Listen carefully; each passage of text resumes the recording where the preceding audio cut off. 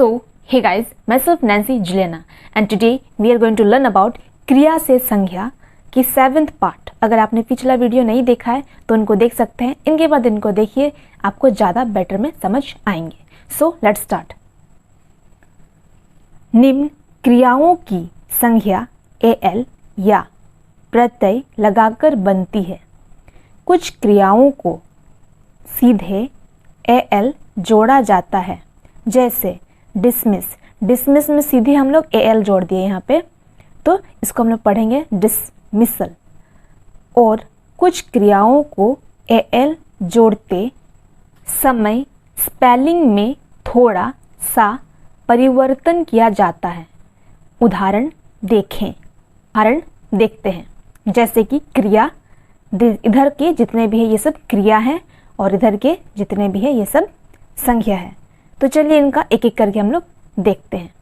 Number 1 example है approve.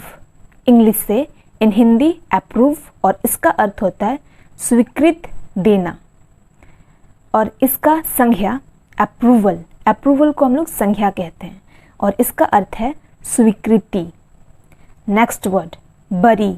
इन English Hindi से बरी, और इसका अर्थ होता है गाड़ना या फिर दफनाना, को ही कहते हैं बरी, और ये क्रिया है, वर्ब है, और इसका नाउन है बरियल। बरियल को हम लोग नाउन से जानते हैं और इसका अर्थ है दफन। नेक्स्ट वर्ड इन इंग्लिश एक्वेट। हिंदी से एक्वेट, और इसका अर्थ है दोष मुक्त करना। ये है वर्ब और इसका नाउन है एक्वेटल, और इसका अर्थ है दोष से मुक्ति। Next word betray. इन इंग्लिश हिंदी से बिट्रे, और इसका अर्थ होता है विश्वासघात। विश्वासघात करना, विश्वासघात करना को ही कहते हैं बिट्रे, और दिस इज योर क्रिया, वर्ब। नेक्स्ट है आपका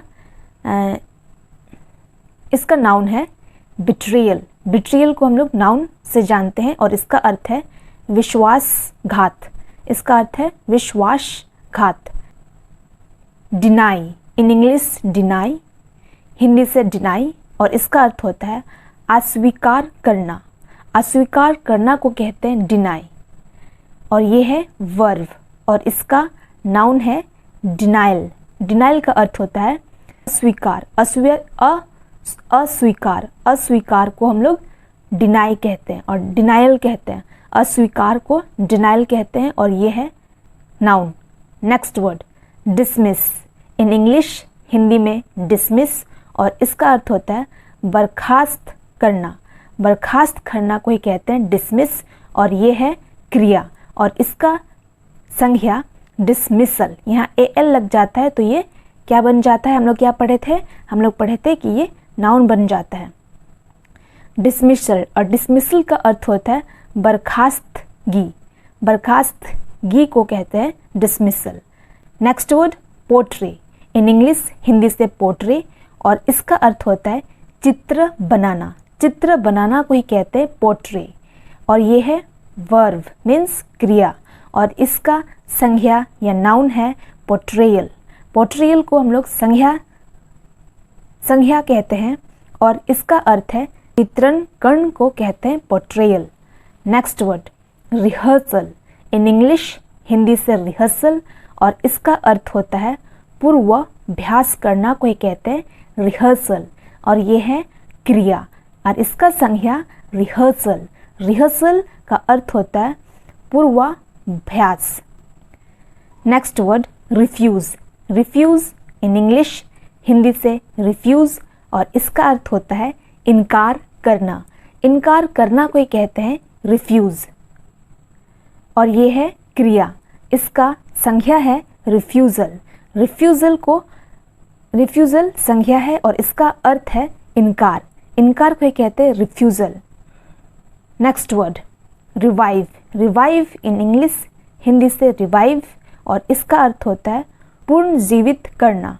पुनर्जीवित करना को ही कहते हैं रिवाइव, और ये है क्रिया, और इसका संज्ञा रिवाइवल, रिवाइवल इन इंग्लिश, और इसका अर्थ है पूर्ण जीवन को ही कहते हैं रिवाइवल।